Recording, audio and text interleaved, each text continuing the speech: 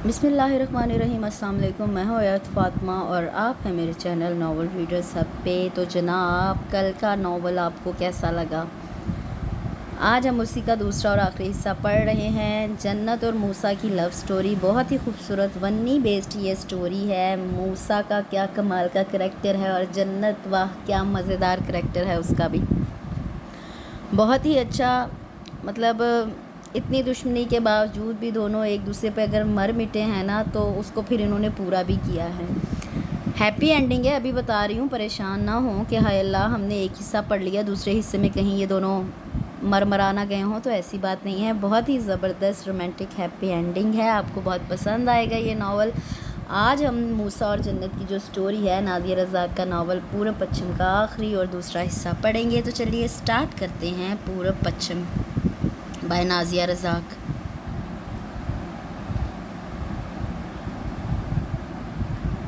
ज़िंदगी उसे सिर्फ दे ही रही थी और वो आने वाले कल से बेखबर वक्ती खुशियाँ समेट समेट दामन सजाती जा रही थी।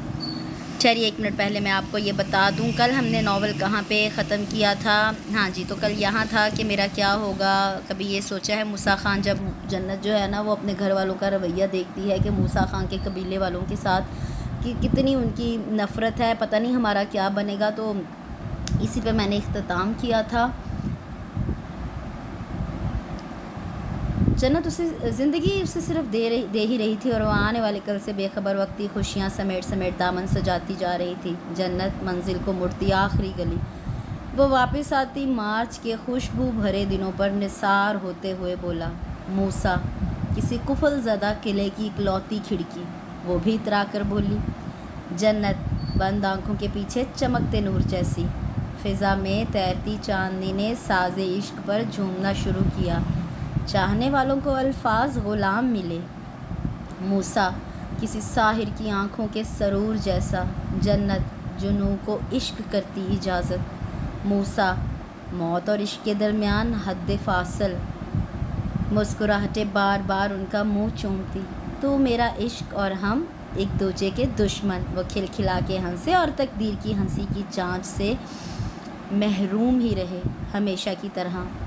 हिजवेरी शाह का मेला गुजर गया। जन्नत को इस बार फिर सब्ज़ कांच की चूड़ियाँ मिली। मेले के बाद आम के बागों पर पहरा बढ़ गया। खान और चौधरियों की कई बार झड़पें हुई। जन्नत हौल उठती, पर बात आई गई हो जाती। वो इम्तिहानात से फारिग हुई तो मियाँ जी ने लड़कियों के लिए बर देखने का इजाज़तनामा आपा जी को थमा दिया। बाकियों के बरक्स वो बोलाई फिरती। तारिक बड़ी मामी के कमरे में घुसा रहता, वो मज़ीद होलती। उस दिन सारी दोपहर तपती लू चली थी। सेपहर भी घुटन लिए उतरी। लगता है आंधी आएगी या फिर बारिश। बुशरा के अपने ही अंदाजे थे, वो चटक गई। अल्लाह ना करे बुध को कोई आंधी कोई बारिश रामपुर का रुख ना करे, मर के तो ये दिन आता है। वो बड़बड़ा के छत को जाती सीढ़ियों पर आन बैठी। सारे घर में नीलमा की सहमी आवाज़ उनका नाम जपती फिरती। वो वहीं से हाँक लगाने लगी, जन्नत जन्नत। गज़ब हो गया। मूसा ते ठीक है ना? हाय उस बेवफा की फ़िक्र, उस बावफा की फ़िक्र। जनते मैंने अभी तारिक पाजी को किसी से बात करते सुना है। जन्नत ये लोग गुलबाज को मारने वाले हैं। आज रात जब वो पानी पर जाएगा। तारिक पाजी ने ज़फ़र पाजी को बताया है कि उन्होंने बंदे मंगवा लिए हैं 84 चक से। वो बेसाख्ता उठी, जर्द रंगत और छूटते पसीनों के साथ वो छत को भागी थी। तू जन्नत बीबी दिन दिहाड़े इस पठान को कत्ल करवाने का पक्का अहद बांध चुकी हैं, जो इस वक्त बुलावा भेजा है। वैसे तू मूसा गुलबाज को बचा ले। क्या हुआ जन्नत? वो बेयकीन ही रहा। वो हाँप रही थी। 84 चक से बंदे आ गए हैं। खेतों में कहीं घात लगी है। आज पानी पे ना जाने दे उसे। तारिक की बात नीलमा ने खुद सुनी और वो दृष्टि से मुड़ा और जन्नत ने हर पैमान तोड़कर उसका हाथ अपने दोनों हाथों में दबा लिया। एक ऐसी जंजीर से उसे बांधा जो वो झटक भी ना पाता। तोड़ना तो दूर का ख्याल, कुछ हो गया मतलब कुछ भी तो मुझे छोड़ तो नहीं देगा। लरजते लहजे में यकीन दहानी चाहिए। मूसा बेबस हुआ। वो कलब सी अकड़ी हुई लड़की कैसे हालात को लाचारी से देख रही थी। उसके लब खुले तो दुआ कर कुछ ना हो, कोई अहद ना बांधा। जन्नत ने हाथ खींचे और वो दीवार से कूद गया। आज वो ये मरेगा कहना भूल गई, मगर तकदीर कुछ ना भूली थी। عصر کا وقت ابدیت کی کوکھ میں جا سویا اور مغرب کا وقت طلوع ہوا۔ ایک مدت سے رب کو بھولی جنت سوکھے ہونٹوں کو مسلسل جنبش میں رکھے ہوئے التجائیں کر رہی تھی۔ آپا جی مامیوں کو خوشی خوشی بتا رہی تھی کہ آج جنت نے پورے 5 ماہ بعد نماز پڑھی ہے۔ اس نے شرمندگی سے مزید سر جھکا لیا۔ میرے اللہ، وہ مجھے تجھ سا پیارا نہیں، مگر تو جانتا ہے نا کہ میری سانسیں اکھڑ جائیں گی اگر اس کے نہ ہونے کا تصور بھی ہو۔ میں غلط کار و خطا کار، مگر تیری چاہت پھر بھی سب سے اوپر ہی ہے۔ برآمدے میں بھاگتے قدموں نے جیسے بین مچا دیے ہوں۔ وہ چہرے پہ ہاتھ پھیر کے جائے نماز سے اٹھنے لگی۔ نیلما اس کے کندھے پر جھک گئی۔ جنت تیری قسمت ہی خراب ہے، تجھے خوشیاں راس ہی نہیں۔ وہ زار زار رونے لگی۔ جنت کی سانس رک گئی۔ نیلو، تجھے میری زندڑی دا واسطہ کہہ دے موسیٰ ٹھیک ہے، اسے تو کچھ نہیں ہوا نا؟ نیلما نے سر دائیں بائیں ہلایا۔ سب الٹ ہو گیا۔ میاں جی لاہور گئے ہیں، انہوں نے گلباز کو مارنے کا سوچا، وہ تو کیا ہاتھ لگتا، الٹا تیری بدولت موسیٰ پکڑا گیا ہے پچھلی گلی سے، پرانی حویلی لے گئے ہیں اسے۔ طارق کہتا ہے تڑپا تڑپا کے مارے گا وہ خانوں کی دستار کو۔ جنت کچھ کر لے۔ لمحہ لمحہ گھٹتی سانسوں کو وہ مشکل سینے میں دھکیل کے وہ اٹھی۔ پیپل تلے آپا جی تسبیح گھماتے ہوئے اسے آتے دیکھنے لگی۔ وہ ان کے قدموں میں ڈھہ گئی۔ آپا جی، میاں جی کو بلائیں، اللہ کے واسطے میاں جی کو بلائیں، میں مر رہی ہوں، میں مر جاؤں گی، روکیں انہیں، مجھے بے رنگ نہ کریں، جنت کو بنجر نہ کریں۔ اس کی آواز بند ہو گئی، ہونٹ نیلے پڑ گئے، ہاتھ بے جان سرد ہو گئے۔ آپا جی کے واویلے نے حویلی میں موجود ہر نفس کو پیپل کی اور بھاگنے پر مجبور کر دیا، حتیٰ کہ کلہاڑیاں اور درامتیاں اکٹھی کرواتا طارق بھی ملازموں کو چھوڑ کر حویلی کے زنان خانے کو دوڑا تھا۔ موت رامپور کے چاروں کونے اسیر کیے منتظر بیٹھی تھی، مگر کسی کے کانپتے نیلے لب حکم کا رخ موڑے ہوئے تھے۔ حویلی کے مکین مگن سے اپنے اپنے بستروں میں دبکے تھے۔ وہ صحن میں اکڑوں بیٹھی تھی۔ نیلما دائیں بائیں پھرتی، پھر اسے ہلا جلا کر دیکھتی، جانے کیوں اسے جنت پر لاش کا گمان ہوتا۔ اسے درد ہو رہا ہے۔ نیلما، میرا بدن تو دیکھ، یہ نیلو نیل ہو گیا ہے اس کی تکلیف پر۔ تو بتا میں کیا کروں؟ تو نے کہا تھا کچھ کر، تو بتا کیا کروں؟ مجھے بڑا درد ہو رہا ہے نیلما۔ وہ روئی تھی۔ نیلما نے فیصلہ کرتے ہوئے اس کا بازو تھام کے اٹھایا۔ میں تیری مدد کروں گی جنت، پر تو ایک وعدہ کر۔ تو بول، میں وعدہ کرتی ہوں کہ تو جو کہے گی میں مانوں گی۔ وہ بول نہیں رہی تھی، وہ کراہ رہی تھی۔ زبان دی ہے مجھے تو نے، آج کے بعد تو اس سے نہیں ملے گی۔ نیلما، وہ ششدر رہ گئی۔ تو پھر ملے گی، وہ پھر سے یہ درد سہے گا جنت۔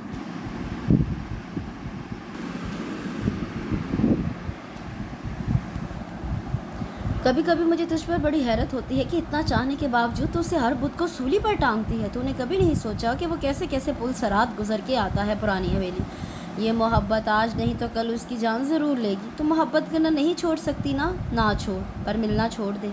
اس سے قیمتی جنت کے پاس کچھ نہیں نیلما، میں نہیں ملوں گی اس سے، صرف ایک بار بچا لے اس کو، وہ تو نہتا آیا تھا پرانی حویلی۔ چل میرے ساتھ۔ وہ نیلما کے ساتھ گھسٹتی پرانی حویلی کو کھلتے کواڑ تک گئی۔ دوسری طرف کسی کھنڈر ہوئے کمرے میں موسیٰ کی کراہیں گونجتی تھی۔ کلہاڑیوں کے وار اس کے جسم کو چھل نکلنے پر تلے تھے۔ ایک دم کواڑ پر ہاتھوں کی ضربیں پڑی۔ پاجی، ادھر حویلی میں کوئی آیا ہے، پاجی جلدی آؤ، مدد کرو۔ نیلما اور جنت کی صداؤں نے ان کے ہاتھ روکے۔ ادھر خواتین نے بنا تحقیق کے دبا دبا چیخ کے مردوں کے اوسان قطع کر دیے۔ گامے تو ادھر ہی رہے، تم لوگ آؤ ذرا پیچھے گلی چھانو۔ چوکنا کھڑے گھبرائے ہوئے گامے کو سر پہ لگنے والا پتھر اس کا ذہن تاریک کر گیا۔ نیلما نے مڑ کر اسے دیکھا۔ جاؤ، مگر اپنا وعدہ یاد رکھنا۔ وہ اس کے ملگے جیسے کمرے میں گھسی۔ نیم تاریکی میں کچھ نہ دکھتا، صرف کراہیں سنائی دیتی۔ موسیٰ، وہ سوکھی سرخ ہوتی گھاس پر اوندھے پڑے موسیٰ کو سیدھا کرنے لگی، دوپٹے سے چہرہ صاف کیا۔ موسیٰ، اٹھ بھاگ جا۔ موسیٰ نہ کر، آنکھیں تو کھول۔ وہ حیران ہوا، پھر دیکھتے ہی آنکھیں خون رنگ ہو گئی۔ تو خائن نکلی، چودھریوں کا بچھایا جال۔ اس نے جنت کی کلائی دبوچ لی، سبز چوڑیاں گھاس پر بکھری۔ مجھے ایسے نہ مار موسیٰ۔ چل، نہیں مارتا۔ وہ اٹھا۔ پھر تو بھی رک ادھر، ابھی تیرے بھائی آتے ہیں تو ان کے سامنے یہ سب بول مجھ سے۔ وہ جنونی سا نظر آ رہا تھا۔ مجھے موت سے ڈر نہیں لگتا موسیٰ، مجھے جیتے جی مر جانے سے ڈر لگتا ہے۔ جو کہتا ہے سچ ہے، میں ہوں خائن، جال بھی، مگر تو بھاگ جا۔ یہاں مر بھی گیا تو خانوں کو کانو کان خبر نہ ہوگی، اور یہ تجھے ادھر ہی کہیں دفن بھی کر دیں گے۔ تو سلامت رہ، تیری نفرت بھی سلامت رہے، تو بھاگ جا۔ وہ بے یقینی سے اسے دیکھنے لگا۔ میں سلامت رہوں نہ رہوں بی بی، میری نفرت ضرور سلامت رہے گی، یاد رکھنا۔ وہ لمحوں میں جنت موسیٰ کی جنت سے صرف بی بی ہوئی تھی۔ وہ خود کو گھسیٹنے لگا۔ چودھریوں نے کونا کونا چھاننے کے بعد عورتوں کو گالیوں سے نوازا، اور پرانی حویلی نے انہیں مایوس کر دیا۔ زخمی پڑے گامے کو ٹھڈے مارتے وہ پاگل ہو گئے۔ چھڑا کے لے گئے اس کمینے کو۔ اب سارے ہوشیار رہو، خان اب بہت بپھریں گے۔ ظفر چودھری نے کنپٹی مسلتے ہوئے سب سے کہا۔ ادھر موسیٰ نے ہرمن سنگھ کو گھر کا دروازہ کھٹکھٹایا تھا. اسے اس بات کو راز ہی رکھنا تھا اور بدلہ بھی اپنے طریقے سے لینا تھا. دن پر دن گزرتے گئے اور سال کی دکان تیار ہوتی گئی. جنت ٹھہر گئی. بس ان دنوں وہ کچھ بھی لگتی، بس جنت نہ لگتی. بالآخر طارق جیت گیا. بڑی مامی نے لپک جھپک اس کو سرخ زرتار دوپٹہ اڑایا اور اپنی جڑاؤ انگوٹھی پر دھاگا باندھ کے اس کی انگلی میں سجا دی. جنت جیسے مر ہی گئی. ماموں کے چچا زاد جو گاؤں کے دوسرے سرے پر چھوٹی حویلی میں تھے، وہ خاندان بھر کے ساتھ مٹھائی لیے چلے آئے تو گھر میں جیسے شادی جیسی رونق ہو گئی. جنت سانس روکے اپنی کلائی میں بچی کچی چوڑیوں کو دیکھتی، پھر گنتی اور پھر دیکھتی. نیلما اسے پکڑ کے پنڈال میں لے آئی. 12-13 سال سے دبئی میں مقیم چودھری شیراز جنت کو دیکھ کر حیران رہ گیا. ساتھ بیٹھے اس کے باپ چودھری یعقوب نے اس کا ہاتھ دبا کر متمہل رہنے کا مشورہ دیا. وہ بار بار مٹھیاں بھیجتا. بھلا میں اتنے سال دبئی میں کیا کرتا رہا؟ جنت نے سر اٹھا کر لڑکی کے منقش موڑے پر بیٹھے اس شخص کی ہرس کو دیکھا. میں نے اسے کہاں دیکھا ہے؟ طارق نے برآمدے کے کونے میں رک کر اسے دیکھا اور مسکرایا. جسے جنت مل جائے اسے اور کیا چاہیے یارا؟ چودھری شیراز نے اس کے گندے پر دھپ لگا کر کہا. ویسے آپس دی گل ہے، گھر کی لڑکیوں کو بھی چیک کر لینا تھا. آخر پٹھان بھی حسن یوسف کے حصے دار ہیں، کیا پتہ؟ الفاظ کے برعکس لہجہ بڑا میٹھا تھا. چودھریوں کے وہاں چوٹ لگی جہاں نہیں لگنی چاہیے تھی. جنت کا رنگ زرد ہو گیا. ماحول ساکت تھا. کائیں شخص نے لمحوں میں معاملہ جانچا اور جنت نے سرکنڈوں کے پیچھے چھپتا آدھا چہرہ مکمل دیکھ لیا. دونوں کے راز مہلک تھے. طارق تیزی سے واپس مڑا. چودھری یعقوب میاں جی کو وضاحتیں دینے لگا. جنت کمرے میں دوڑی. یہ وہی ہے، 100% وہی ہے. پھر دبئی جانا اس واقعے کی رات ہی انہوں نے یہ ظاہر کیا کہ سب اسے جہاز پر چڑھانے گئے ہیں، مگر انہوں نے کہا کیا ہے یہ سب؟ وہ بڑبڑائے گئی. جنت کیا ہو گیا ہے تجھے؟ کیا بول رہی ہے؟ نہ سر نہ پیر. نیلما جھنجھلا رہی تھی. نیلما، موسیٰ کو بلا دے، صرف آخری بار. پھر کبھی اس سے چھپ کے نہ ملوں گی. اپنا وعدہ پورا کروں گی. بس آخری بار بلا دے. ادھر پرانی حویلی کے کھنڈر کمرے میں کھڑے طارق نے مشکوک سے چاروں اور دیکھا. گھوم کے دیکھا. پیروں تلے کچھ کچلا گیا. وہ زمین پر جھکا. گھاس میں اٹکے سبز کانچ کے ٹکڑے. سبز کانچ. یہ چوڑیاں آپ کی ہیں؟ دو زانوں بیٹھا شخص بولا تھا. طارق سائیں سائیں کرتے دماغ کے ساتھ اٹھا. میاں جی ادھر آؤ تے دیکھو تساں دی چہیتی نے کیا چند چڑھایا ہے ہماری ناک کے نیچے. طارق کے واویلے پر سب باہر کی طرف دوڑے. پیپل کے سائے تلے پرانی حویلی کا کواڑ بند کرتے ہوئے وہ کف اڑانے لگا. چودھری یعقوب کا خاندان بھی تماشائی ہو گیا. طارق نے سبز کانچ میاں جی کی پیروں میں دے مارا اور ظفر پاجی نے جنت کا سبز چوڑیوں کا ہاتھ دبوچا. سب حیران رنگ فک. آنکھیں پھٹی. ظفر پاجی کے اندر ہر دم سوتا بھیڑیا ہڑبڑا کے جاگا اور انہوں نے جنت کی کلائی زور سے موڑی کہ پکی حویلی کے ہر گوشے نے اس کی کراہیں سنی. اس کا بازو ٹوٹ چکا تھا. سر پھٹ چکا تھا. ناک ہونٹ سوج چکے تھے. چودھری یعقوب کے اشارے پہ شیراز طارق کو کھینچتا ہوا باہر لے گیا. معاف کر دے میاں جی، صرف یہی غلطی کی زندگی میں، صرف ایک غلطی. معاف کر دے. ماں کو گالی نہ دیں، نہ ہی خانوں کو. آپا جی نے ظفر کو دھکا دے کر اسے خود میں سمیٹ لیا. میاں جی چارپائی پر ڈھہ گئے. ظفر نے بندوق گولیوں سے بھر لی. ہر غلطی دی معافی نہیں ہوتی جنت. فاطمہ تیری لاش چوپال میں پھینک کر آئیں گے نا، تو اگر کسی نے دفنا دیا پھر قبر پر معافی نامہ بھی تھوک آئیں گے. نہ ظفر نہ، معاف کر دے اسے. میں کل ہی بھیج دوں گی اس کے باپ کے گاؤں. کوئی تایا چچا تے رکھے گا نا اسے. او پیچھے ہو آپا جی، اس ذلت کے بعد بھی تساں نو اس ذلیل دے نال ہمدردی ہو رہی ہے. اس دے باپ نو میں خود پوچھ لوں گا. آپا جی میاں جی کو دیکھنے لگی. وہ رخ موڑ گئی. میں کمرے میں جا رہا ہوں. ظفر مجھے باقی سب بتا دینا. نیلما بھاگ کے آگے ہوئی. میاں جی معاف کر دے اسے، اللہ کا واسطہ. یہ تو بس.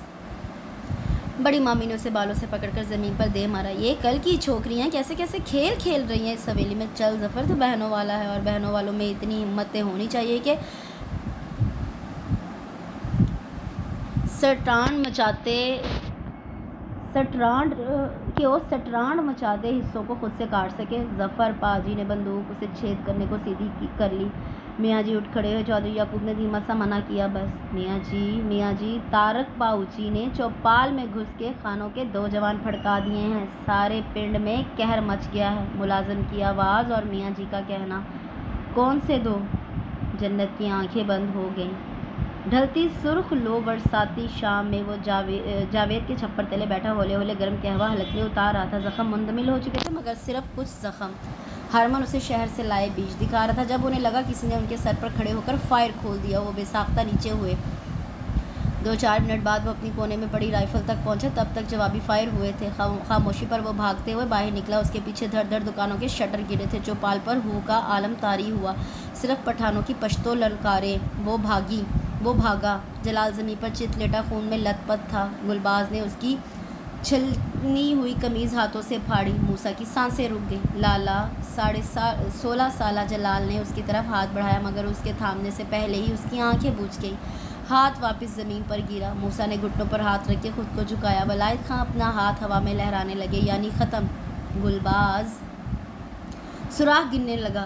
56 گولیاں۔ موسیٰ نے آنکھیں میچی۔ گلشیر بھی پہنچا۔ ساتھ کھڑے سرمد نے اس کا بازو لرزتے ہاتھوں سے تھاما۔ وہ 18 سالہ سرمد کی طرف مڑا۔ مجھے لگتا ہے کہ مجھے بھی گولی۔ اس کی بات درمیان میں ہی رہ گئی۔ موسیٰ نے کھینچ کے اس کی قمیض اتاری، بائیں پسلی کے پاس بنا گڑا۔ مورے کے پاس لے چلو لالا۔ وہ جو مشکل کراہیں چھپائے کھڑا تھا بلبلا اٹھا۔ گولی نکالو اس کی۔ گلشیر جیپ نکال، ولائد خان نے حکم دیا۔ نہیں، بس مورے کے پاس چلو۔ جلال کو بھی اٹھا لو، میں چوک میں مرنا نہیں چاہتا۔ اس کی سانسیں اکھڑ گئیں۔ موسیٰ نے ہرمن کی لائی شراب کی بوتل زخم پر ڈیلی۔ جلد ابلی، گولی بھی نکل ہی جاتی اگر جان نہ نکلتی تو۔ گلباز رونے لگا اونچی آواز میں، جیب سے خون رنگ آنکھیں لیے اترتے ضمیر لالا نے 3-4 تماچے اس کے منہ پر مارے۔ قتل پر رویا نہیں کرتے نامرد، قتل پر رویا نہیں کرتے۔ موسیٰ نے کھڑے ہو کر اپنی رائفل زمین پر ٹکائی، آنکھوں کو میچا، کیونکہ قتل رونے کے لیے نہیں ہوتے۔ رامپور پر جیسے کسی نے قہر پھیر دیا ہو۔ قبرستان سی خاموشی گلیوں میں بینڈ ڈالتی پھرتی، چوپال ویران، دکانیں بند، بچے گھروں میں مقفل۔ صرف خان تھے جو گلیوں میں پاؤں کی دھمک پیدا کرتے ہوئے چلتے، پشتو للکاریں لگاتے اور رامپور کے ہر کونے ہر نکڑ پر کھڑے ہو کر فائرنگ کرتے اور چودھریوں کو یہ باور کرواتے کہ وہ آپ بھی 11 موجود ہیں۔ میاں جی نے ظفر اور طارق کو اندرون سندھ اپنے کسی دوست کے ہاں بھیج دیا۔ چھوٹے ماموں اپنے کسی دوست کے گھر چھپ رہے جو کہ جج تھے۔ میاں جی علاقے کے اثر و رسوخ والے لوگوں سے رابطہ کرنے لگے تاکہ خانوں سے بات چیت ہو سکے۔ ابھی بھی اس واقعے کو 5ویں روز حسنہ خالہ آئی بیٹھی تھی اور دبی دبی سرگوشیوں میں برآمدے میں بیٹھی آپا جی سے باتیں کر رہی تھی۔ اب تو ڈر لگتا ہے آپا جی، میں تو پہلے ہی سب کچھ لٹا بیٹھی ہوں، صرف ایک پتر ہی بچا ہے، یہ نہ ہو کہ کسی دن وہ بھی خانوں کے ہتھے چڑھ جائے۔ وہ سسکنے لگی۔ جنت نے خود کو بمشکل کھڑا کیا۔ آپا جی نے اس کا بازو ماجونائی سے بندھوا دیا تھا، گال اور گردن پر بھی مرہم لگایا تھا، کمر اور بازو بھی سنکوائے تھے، مگر وہ تو جیسے مرنے کا تہیا کر چکی تھی۔ تسی میاں جی سے پوچھ لو کہ میں ادھر حویلی میں ہی رہ لوں کچھ عرصہ۔ گڈو رات کو ڈر جاتا ہے فائرنگ کی آواز سے۔ آپا جی میرا تو اکلوتا پتر ہے نا۔ بس کر دے خالہ، وہ بے ساختہ کہہ گئی۔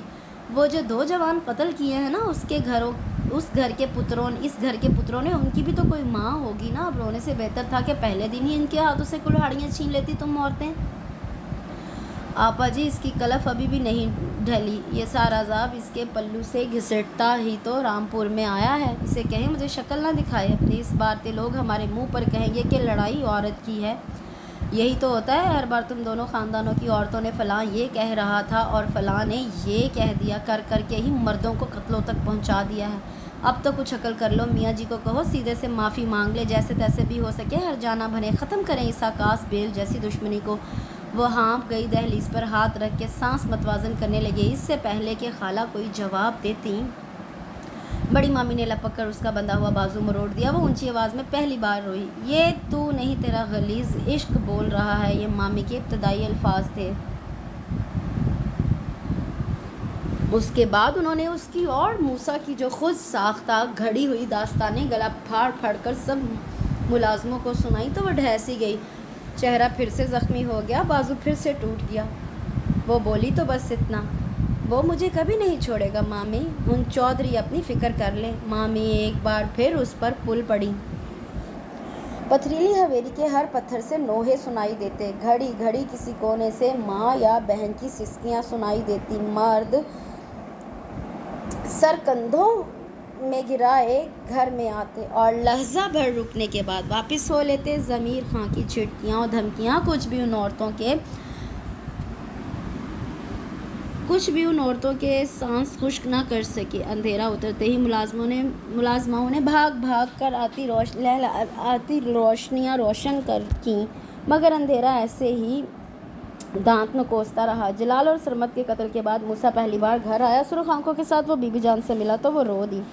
شمائل زنان خانے سے بھاگتی ہوئی آئی اور اس کے گلے لگ کر دھاڑے مار مار روئی۔ ضمیر نے کچھ نہ کہا، ذرا وہاں سے اٹھ گیا۔ بے شک وہ ظہیر خان کی سب سے بڑی اولاد تھا، مگر جو حیثیت موسیٰ کی تھی وہ اس کے حصے میں نہ آ سکی۔ اس نے سرد بھاری آواز میں ماں کو پوچھا۔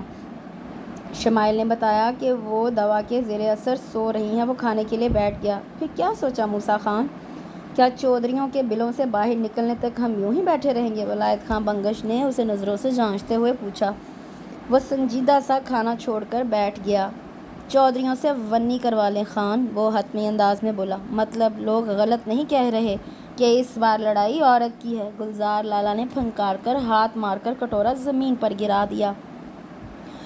تو اب خان بھائی مروا کر عورت گھر میں لائیں گے؟ ظہیر نے اسے گریبان سے تھاما۔ وہ چیخا، میں کسی عورت کو نہیں جانتا، جس کو جانتا تھا اس کو مرے تو 3 چاند ہو گئے، 3 ماہ۔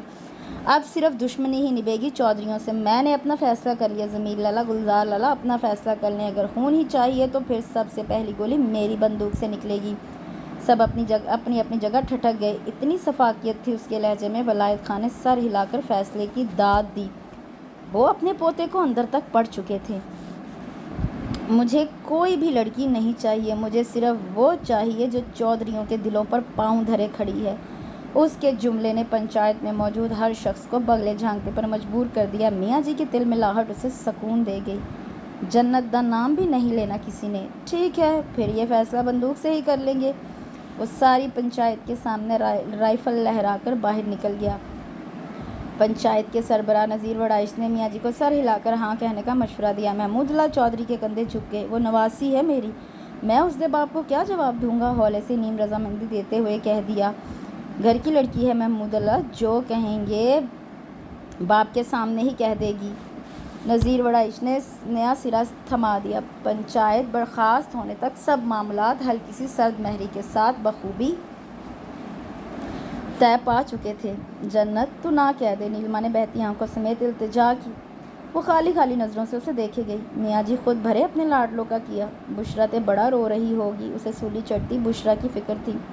اس دا بھرا قاتل ہے 2 معصوموں کا، وہ تے ساری عمر بھی روے تے کم ہے۔ تو نے تو بڑی چاہ سے اس سنگلاخ میدان میں باغیچہ بنایا تھا، تجھے اس کے اجڑ جانے کا غم مار دے گا۔ قسم سے انکار کر دے جنت۔ بھلا جنت موسیٰ کو انکار کر سکتی ہے نیلما؟ اس نے ٹوٹا ہوا بازو سینے سے لگا کر کہا۔ مامی کو بیٹے کی بخشش کا یقین ہوا تو آپا جی نے جنت کا بازو پھر سے بندھوا دیا، مگر جنت کی کراہیں پھر بھی کم نہ ہوئیں۔ مگر آج دوپہر سے وہ چپ ہو گئی تھی، مکمل چپ۔ جنت تو سمجھتی نہیں، تیرا موسیٰ تو اس دن پرانی حویلی کے کھنڈر میں ہی مر گیا تھا، اب تو صرف صفاق دشمن ہوگا وہاں اس کی جگہ۔ چل دشمن ہی صحیح، جنت روز دیکھ تو لیا کرے گی نا اسے، سانس تو آسانی سے آئے گی نا۔ وہ بدقت مسکرائی بھی۔ آپا جی ڈولتے قدموں سے اندر آئیں۔ خالہ اور چھوٹی مومانی بھی ساتھ تھیں۔ وہ سیدھی ہوئی، آپا جی نے ہاتھ میں پکڑا سرخ تار دوپٹہ، کانپتے ہاتھوں سے اسے اڑا دیا تو خالہ پھوٹ پھوٹ کر روتے ہوئے پلنگ کے پاس ٹھہر گئیں۔ جنت تیرے دل نے تجھے اجاڑ دیا، تجھے سیاہ بخت کر دیا۔ آپا جی اسے لپٹا کر بے ساختہ چومنے لگیں، پلنگ سے نیچے جھولتی اس کی گندھی ہوئی چوٹی کو چومنے لگیں۔ جنت گھبرا گئی، پھر رونے لگی۔ مجھے معاف کر دیں آپا جی، اس کی آواز سرگوشی سے بلند نہ تھی، اب اس میں بات کرنے کی سکت نہ بچی تھی۔ بڑی مامی بشرا کو چادر اڑا کے لے آئیں، جو ہچکیوں سے روتے ہوئے سب کے گلے لگ رہی تھی۔ میاں جی نے پیغام بھیج دیا تو سب عورتیں گھٹ گھٹ کے روتے ہوئے حویلی کے بیرونی دروازے تک آئیں۔ جنت نے جیپ میں بیٹھ کر آخری بار مڑ کر دیکھا، اس کی آنکھوں نے نیلما کے لیے پیغام چھوڑا تھا اور نیلما نے ہار مان لی۔ جنت نے سر اٹھا کر پتھریلی راہداریوں والی بھول بھلیوں جیسی حویلی کو دیکھا، جس کے مکین گاڑیوں کے دروازے دھڑ دھڑ بند کرتے ہوئے خود کہیں غائب سے ہو گئے۔ بشرا کی ہچکیاں ابھی بھی فضا میں اٹھتیں۔ جنت کو خود سے 8 ماہ چھوٹی بشرا کی قسمت پہ خود سے زیادہ رونا آیا۔ مسجد میں نکاح کے دوران گلباز کے نہ پہنچنے پر گلشیر کو بازو سے تھام کر آگے کر دیا گیا تو بشرا کا نصیب وہی بن گیا۔ موسیٰ جانے کب آیا؟ حلف اٹھانے سے 2 سیکنڈ پہلے مجید بھاگ کر شور مچا گیا۔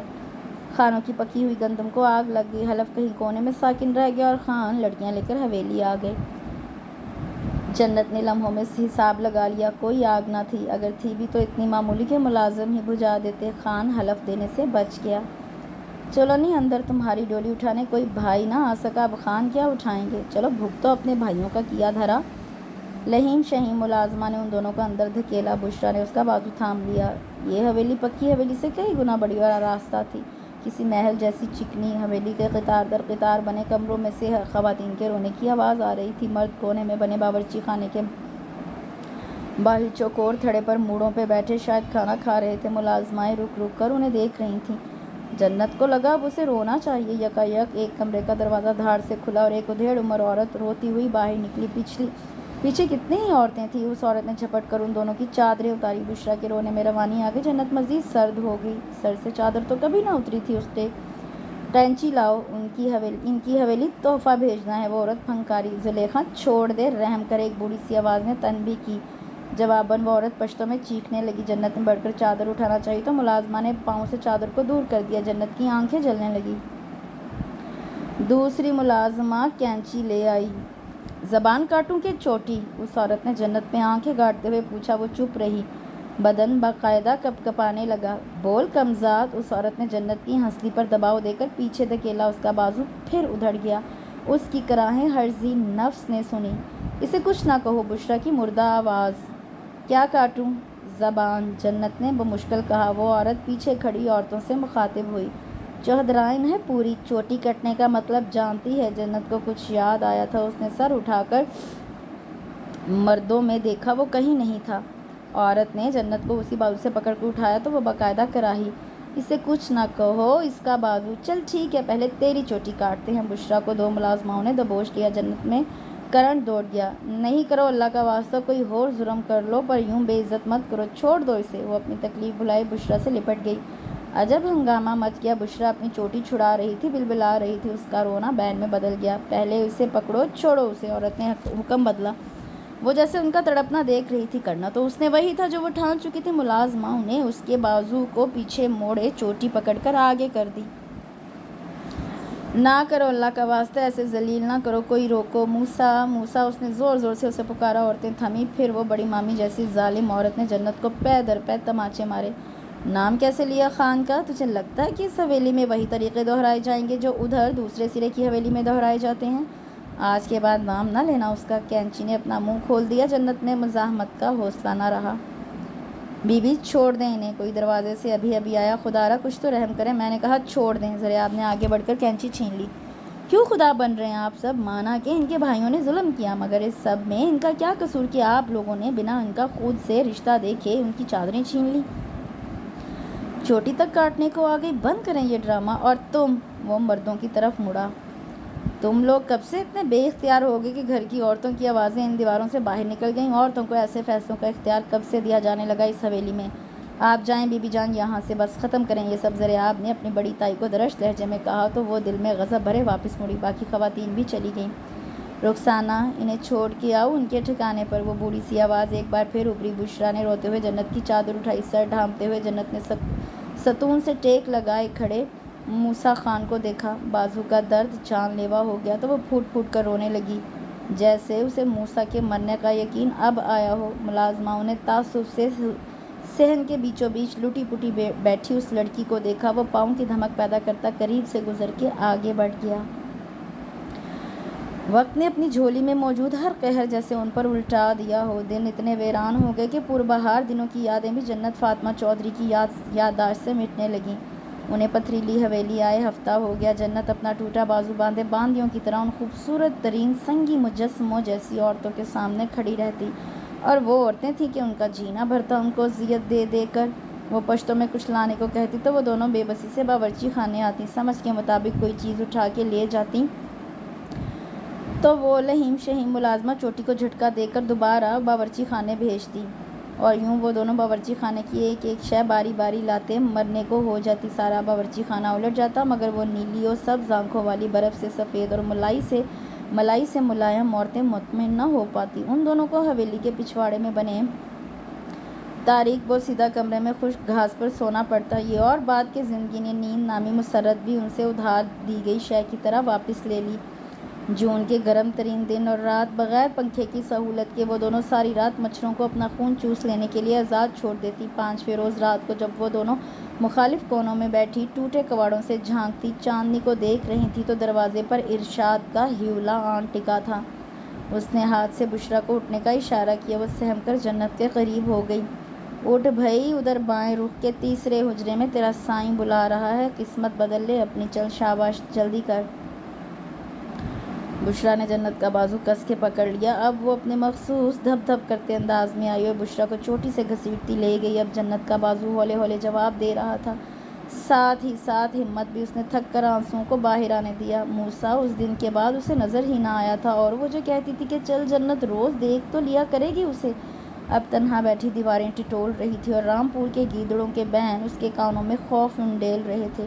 7ویں دن کی دوپہر کو اس نے موسیٰ ولایت خان بنگش کی ماں کو دیکھا۔ وہ اتنی خوبصورت عورت تھی کہ جنت بازو کی تکلیف بھول گئی، اتنی نرم تھی کہ اسے گئے دنوں کی اذیت میں کچھ کمی سی لگی۔ وہ بس اپنے کمرے میں ہی رہتی، حویلی میں جتنا بھی تماشا ہو جاتا وہ باہر نکل کر نہ دیکھتی۔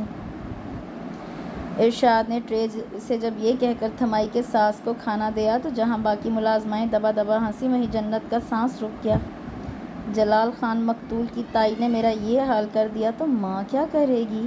یہ کون ہے؟ سر پہ دوپٹہ جماتے ہوئے اس عورت نے شمائل ظہیر خان سے پوچھا۔ جنت۔ شمائل کا بے تاثر سا یک لفظی جواب۔ ٹرے اس کے ہاتھ میں کپ کپائی۔ خدیجہ نے سر سے پاؤں تک اسے دیکھا اور رخ موڑ کے شمائل سے پوچھا، موسیٰ نہیں آیا؟ شمائل نے جانے کیا کہا، کیونکہ وہ ٹرے رکھ کر تیزی سے باہر نکلی تھی تو موسیٰ خان نے بے وقت کرنا ماں سے سیکھا ہے، نہ لعنت نہ ملامت، بس تغافل۔ کیسا عذاب جیسا تغافل! سندلی کا بس نہ چلتا جنت کو تیزاب کے ٹب میں بھگو دے۔ پہلے دن ہی اسے سرتا پاؤں دیکھ کر بولی، نہ آنکھ زمرد، نہ ہونٹ مرجان، نہ روپ کچے ناریل جیسا۔ تجھے دیکھ کے لگتا تے نہیں کہ تو نے 2 جوان بندے سالم کھا لیے ڈائن؟ جنت نے تب سے اب تک گردن جھکا کر خود کو اس سے بے عزت ہوتے ہی پایا۔ وہ خوف زدہ ہوئی تھی، اگر کسی کو پتہ چل جاتا کہ قتل کیوں ہوئے تو وہ اس کی روح تک میں سوئیاں چبو دیتے۔ رات سب خانزادے کھانا کھا رہے تھے، برتنوں کی مخصوص آوازوں کے علاوہ کسی آواز کو ابھرنے کی جرأت نہ تھی۔ موسیٰ اور گلباز آج گھر آئے تھے ڈیرے سے۔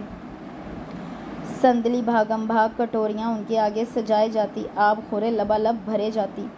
بشرا گلشیر کے موڑے کے ساتھ دبکی بیٹھی تھی، کیونکہ اس کے دوپٹے کا پلو گلشیر کے موڑے کے پائے تلے تھا۔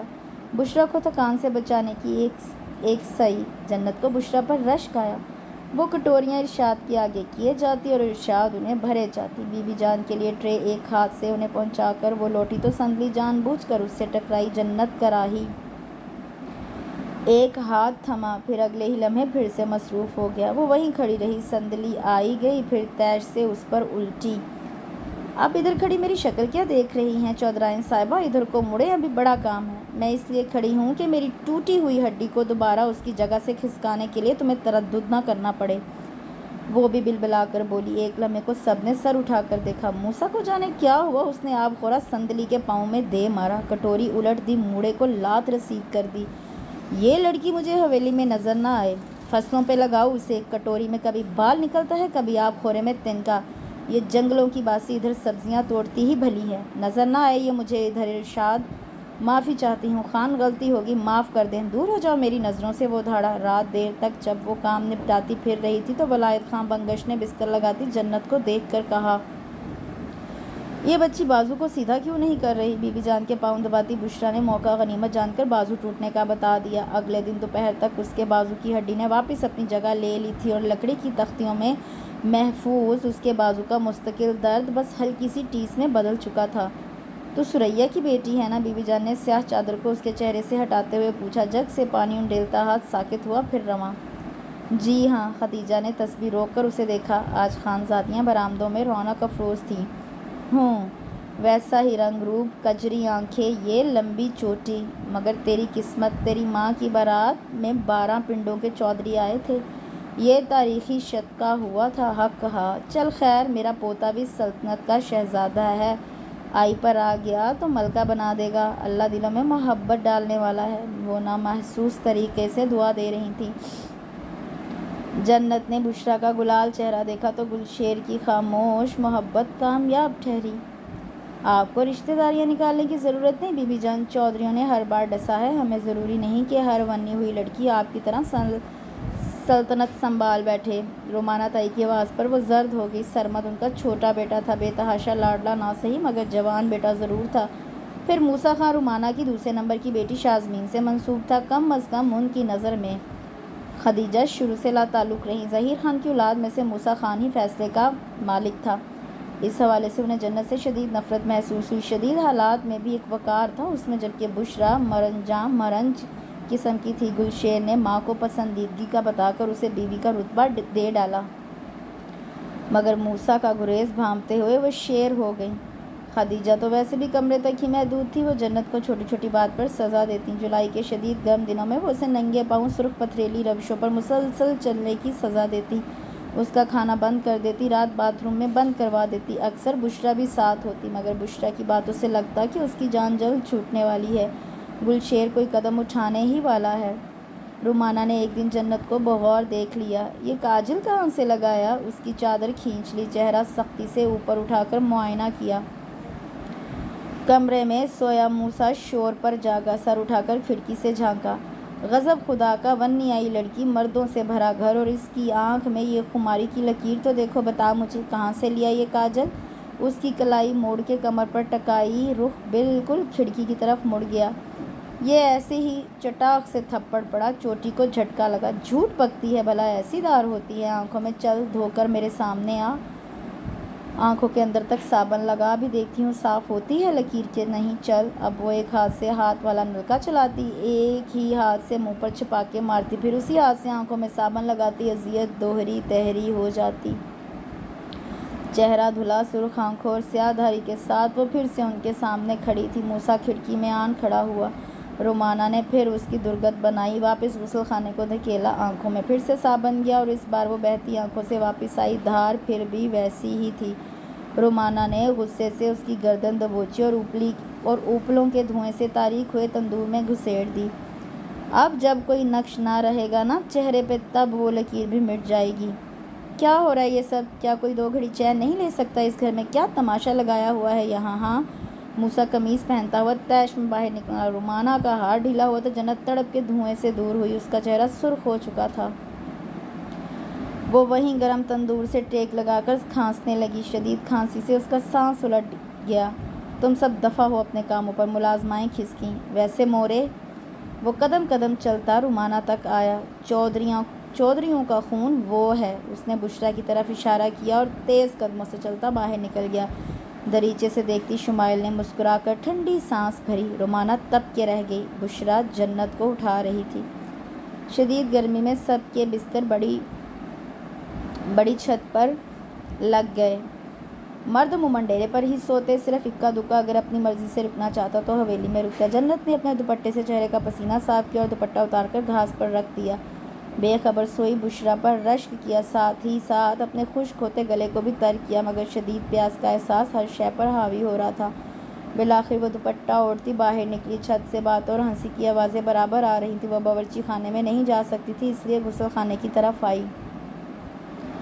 قدم ہولے ہولے دھرے، کوئی دیکھ لیتا تو سزا کے طور پر ساری رات پیاسا ہی رکھتا۔ آخری کمرے سے رونے کی آوازیں آ رہی تھیں، جیسے کوئی گھٹ گھٹ کر روتے ہوئے بول رہا ہو۔ دفعتاً اسے لگا یہ خدیجہ خاتون کی آواز ہے۔ وہ لاشعوری طور پر ادھر متوجہ ہوئی، شعور نے قدم بھی اسی جانب موڑ دیے۔ اب کیوں آئے ہو میرے پاس؟ اب جب میری گود سونی ہو گئی تو خود کو بہلاوا بنا کر پیش کیوں کر رہے ہو؟ تب کیوں نہ آئے جب میں ہر شام تمہارے لوٹنے کا انتظار کانٹوں پر چل کے کرتی تھی؟ خدیجہ روتے ہوئے موسیٰ سے ہاتھ چھڑا رہی تھی۔ موسیٰ کی پشت تھی، مگر اسے لگا وہ رو رہا ہے۔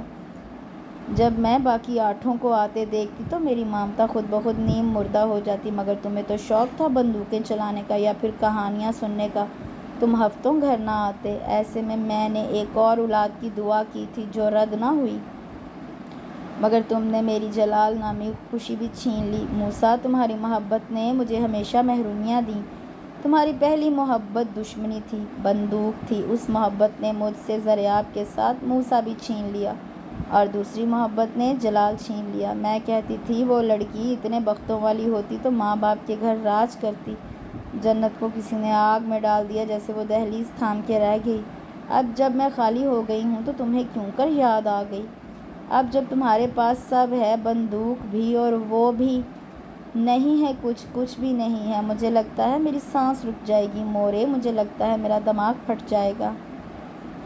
وہ بچوں کی طرح روتے ہوئے خدیجہ کی گود میں منہ چھپا گیا۔ دیوار پار کھڑی جنت کو اس کی بات پر کسی تصدیق کی ضرورت نہ تھی۔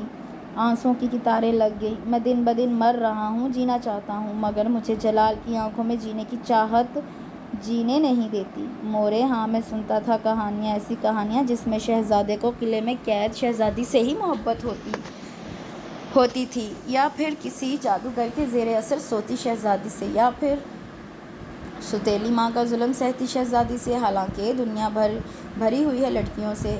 جوان ہوا، اسے دیکھا تو خود کو طلسماتی کہانی کا شہزادہ ہی سمجھا۔ پاگل تھا، یہ نہ سمجھ سکا اگر کہانیوں کی طرح زندگی بھی سب اچھا ہے کہ اصول پر چلتی رہے تو لوگ اپنے بچوں کو شہزادوں کی کہانیاں نہ سنائیں بلکہ اپنی آپ بیتی ہی سنائیں۔ سچ میں پاگل ہی تو تھا۔ آپ کو یاد ہے مورے، جب ہم اسلام آباد گئے تھے زریاب کے کالج کے لیے تو ایک دن میں نے آپ کے کچھ پیسے چرا لیے تھے۔ بابا نے مجھے کچھ نہ کہا، صرف اتنا کہا جو چیزیں میں نے ان پیسوں سے خریدی تھی وہ زریاب اور جلال میں بانٹ دیں۔ مورے، میں آج تک اس تکلیف کا اثر خود میں پاتا ہوں۔ جو چیز نہ ملے ہم 4 دن میں رو دھو کر اسے بھول جاتے ہیں، اور جو مل جائے اسے 2 دن میں ہی بھول جاتے ہیں، مگر چیز مل بھی نہ ملے تو وہ چیز ایک مہلک ناسور بن جاتی ہے، سمجھے، دیمک بن جاتی ہے۔ آپ کہتی ہیں کہ سب کچھ تو ہے میرے پاس، مگر آپ نے یہ نہیں دیکھا مورے کہ میں نے خود کو بابا والی سزا دوبارہ دی ہے۔ میں ساری عمر اسے سامنے رکھوں گا، مگر اپنے بھائی کا اٹھا ہوا ہاتھ کبھی نہیں بھولوں گا۔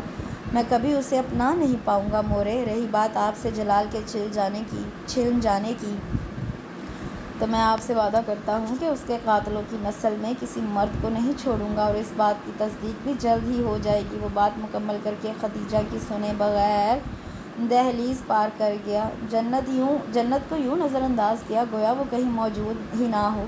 وہ خود سے کیے سارے وعدے توڑ کر آگے بڑھی۔ موسیٰ، وہ رکا مگر مڑا نہیں، وہ اس کے سامنے آئی۔ طارق نے ہمیشہ سے کہا کہ اس نے گولیاں نہیں چلائی، وہ تو طارق چودھری کی منگیتر کے دلائل تو سنو خان صاحب، اب تو سورج پچھم سے بھی نکل لائے تو موسیٰ خان پھر بھی یقین نہ کرے۔ موسیٰ، ایک بار سن تو لے۔ جنت نے ہاتھ بڑھا کر اسے آگے بڑھنے سے روکا۔ موسیٰ نے وہی ہاتھ زور سے تھاما۔ تو اس ہاتھ کی اس انگلی پر پہنی تھی اس چودھری کے نام کی انگوٹھی۔ اس نے انگلی کو موڑا۔ جنت کو تکلیف ہوئی، اگر یہ انگلی ہی توڑ دوں تو کسی بل میں چھپے طارق چودھری کو کتنی تکلیف ہوگی نا۔ میری ہر تکلیف موسیٰ خان کو ہوتی ہے، طارق کو نہیں۔ جانے کس ذوق میں اس نے یہ بات کہہ دی۔ موسیٰ نے جیسے مدتوں بعد اس کے چہرے پر نگاہیں گاڑی، پھر یکایک دیوانگی سے انگلی موڑ دی۔ درد کی لہر جنت کے خون میں دوڑتی سارے بدن میں چکر لگانے لگی۔ آنکھیں آنسوؤں سے بھر گئیں۔ میرے بھائیوں نے کچھ نہیں کیا موسیٰ، آنکھیں کھول کے دیکھو تو۔ وہ جس گوٹھ کے والی کے پاس چھپے بیٹھے ہیں نا، وہ میرے باپ کے ماتحت کام کرتا رہا ہے اسلام آباد۔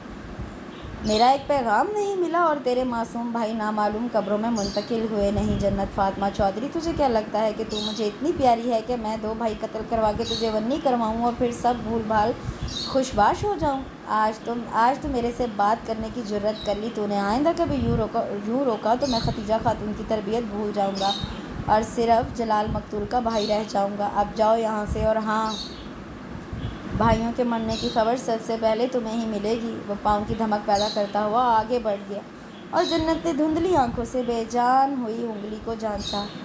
سندلی بالآخر اس پر مہرباں ہو ہی گئی تھی۔ اب وہ اکثر چپکے اس کو کھانے کو کچھ دے دیتی یا اس کے حصے کا کام بھی کر دیتی۔ جب گلباز گھر آتا تو اسے آگے پیچھے کر دیتی، کیونکہ وہ جنت کو کچھ پراسرار سا دکھتا۔ اس دن بھی جنت نے سندلی کی منت سماجت کے بعد گڈو کو ملنے بلایا تھا، حالانکہ سندلی نے کتنا منع کیا تھا۔ اب جب جنت نے حویلی کے پھاٹک پر تماشا لگا ہوا دیکھا تو بھاگتی ہوئی ملازموں کے ہجوم میں آ گھسی۔ ذرا سی دیر میں خاتون بی بی کے حکم پر ملازم گڈو کی کھال کھینچ لینے کے در پہ تھے۔ گڈو زرد سا زمین پہ بیٹھا پٹ رہا تھا۔ اس نے کیا کیا ہے؟ چھوڑو اسے، وہ ملازموں کو دھکیلنے لگی۔ بشریٰ بھی بھاگتی آئی۔ ہم نے لڑکیاں ونی کروائی ہیں، کوئی تعلق داری نہیں جوڑی تم لوگوں سے، جس کا دل چاہے وہ ہمارے زخم ادھیڑنے چلا آئے۔ اس لڑکے سے صرف 2.5 سال بڑا تھا جلال، جسے تمہارے بھائیوں نے، یہ نگینہ خان کی آواز تھی۔ ملازموں کے ہاتھ پھر سے رواں ہو گئے۔ جیپ سے اترتا موسیٰ ناسمجھی سے حالات کو دیکھنے لگا۔ وہ بفر گئی۔ نہیں کیے یہ قتل ہمارے بھائیوں نے، اور کیسے بتائیں؟ دین نے چھوڑ بچے کو، میں نے کہا چھوڑ، اب کوئی ہاتھ لگا کے دکھائے اس کو، میں دیکھتی ہوں تم کمیوں کی جرت، لگاؤ ہاتھ۔ وہ شیرنی کی طرح گھررائی۔ ملازم پیچھے ہٹے۔ موسیٰ خاں مسکرایا۔ عرصے بعد اس نے چودھرائن کو دیکھا تھا۔ جنت نے گڈو کو ساتھ لگایا، مگر اگلے ہی لمحے نگینہ خاتون نے اسے جھٹکے سے پیچھے کھینچا۔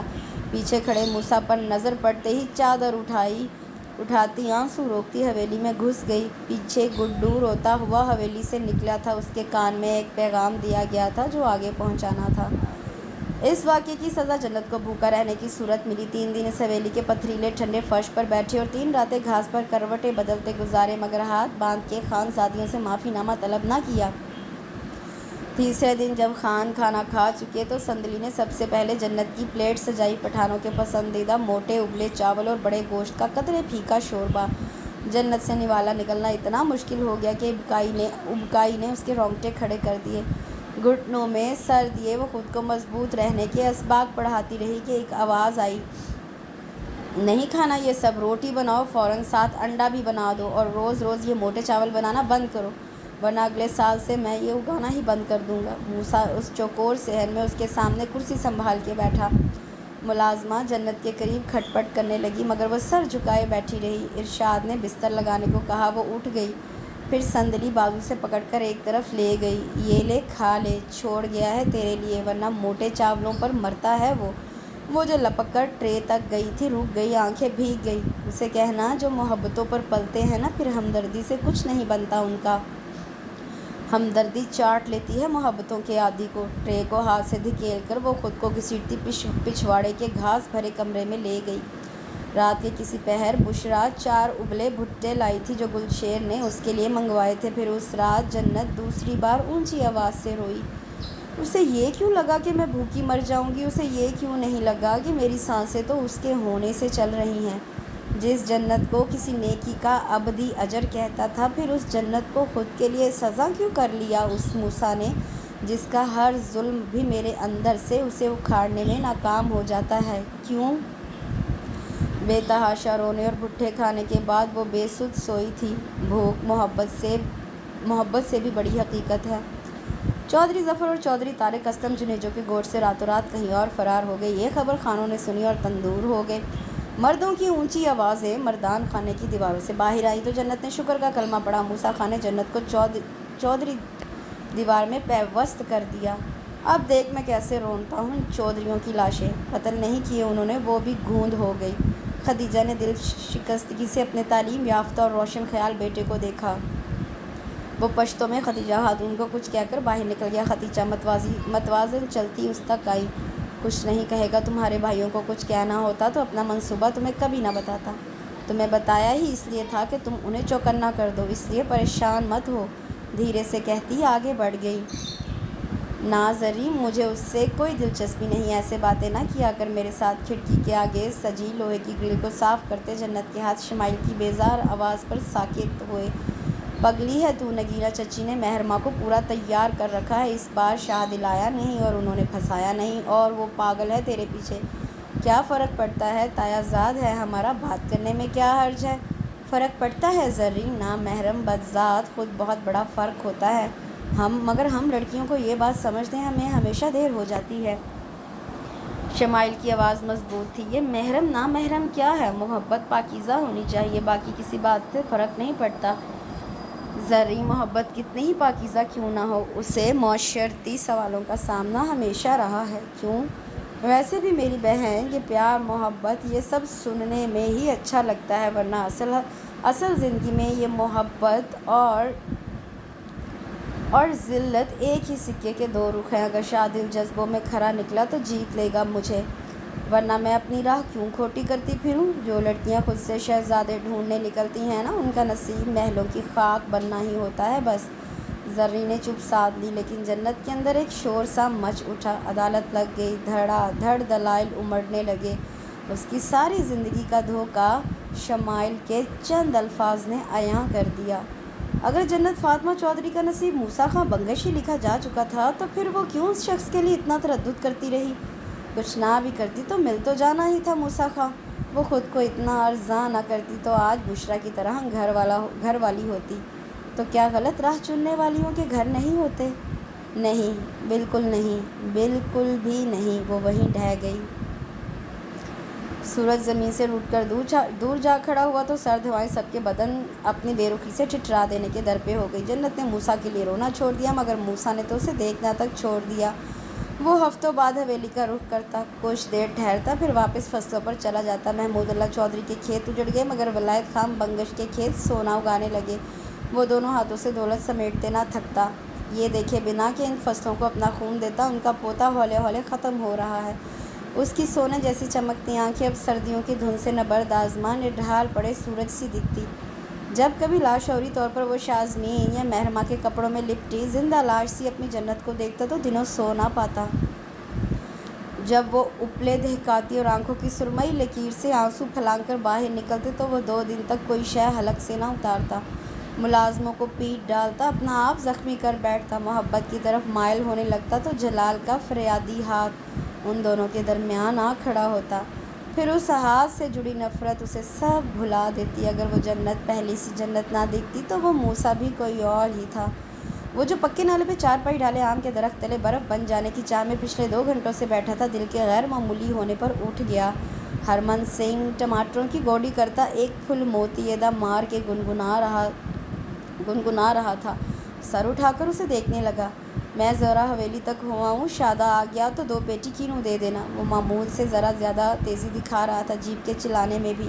نہر کے قریب چودھری شراز سے سامنا ہو گیا، اس نے سر ہلا کر موسیٰ کو سلام کیا، پھر زہر خنسا کچھ بڑبڑایا۔ اس کے تو وارے نیارے ہو گئے، ان دنوں چودھریوں کی جاگیر کا بیٹھے بٹھائے وارث بن گیا۔ موسیٰ نے بے ساختہ یہ بات سوچی، پھر سر جھٹک کر رفتار مزید بڑھا دی۔ حویلی کا صحن سنسان پڑا تھا، وہ نظر گھما کے اسے ڈھونڈتا رہا، دریچوں، دیوانوں، برآمدوں، کچھ نہ ملا۔ ماں کے کمرے میں گیا، رنگ فک تھا۔ جنت کدھر ہے؟ خدیجہ حیران ہوئی، کچھ کہنے کو منہ کھولا مگر وہ تیزی سے باہر نکل گیا۔ وہ بھی پیچھے ہی نکلی، وہ تقریباً دوڑتا ہوا پچھلے صحن میں گیا۔ مجمع میں نظر دوڑائی، کراہیں اور چیخیں، موسیٰ کا سانس تک ساکت ہو گیا۔ گلباز نے اسے چوٹی سے تھام کر کنویں میں لٹکا رکھا تھا، یوں کہ نیلا کر دینے والی سردی میں اس کے پاؤں برف ہوئے پانی میں تھے، 2 مینڈک اس کے پائنچے میں لٹک رہے تھے۔ کیوں وہ کنواں تقریباً خشک ہونے کے قریب تھا، وہ تکلیف اور خوف سے چیخ مار کر بے دم ہو جاتی۔ موسیٰ کچھ بھی سوچ سکتا تھا مگر اتنا ظلم نہیں۔ وہ گھٹنوں پر ویسے ہی جھکا جیسے جلال کے مرنے پر جھکا تھا، رکوع کی حالت میں جھکے ہی اسے لگا جیسے جلال چلا گیا تھا ویسے جنت بھی۔ آنکھیں لہو رنگ ہو گئی۔ خدیجہ نے زور زور سے پشتوں میں گلباز کو روکا مگر موسیٰ ولایت خان بنگش کی طرف بڑھا جو کرسی پر جمے سب دیکھ رہے تھے۔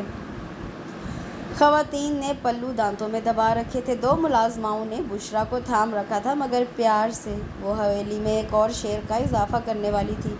ضمیر لالا نے ولایت خان کی طرف بڑھتے موسیٰ کو دیکھ کر کہنا چاہا، یہ لڑکی، اس نے بھگایا ان چوہوں کو جنیجوں کی بل سے، یہ لڑکی۔ موسیٰ نے خاموشی سے ولایت خان کی سنگلاخ سی لاٹھی اٹھا لی۔ موسیٰ، خدیجہ آگے بڑھی، خواتین ہک دک۔ وہ کنویں کی منڈیر پر جھکا، جنت کا بازو تھام رہا تھا۔ گلباز نے چوٹی نہ چھوڑی، وہ نیلی ہوئی بے جان تھی۔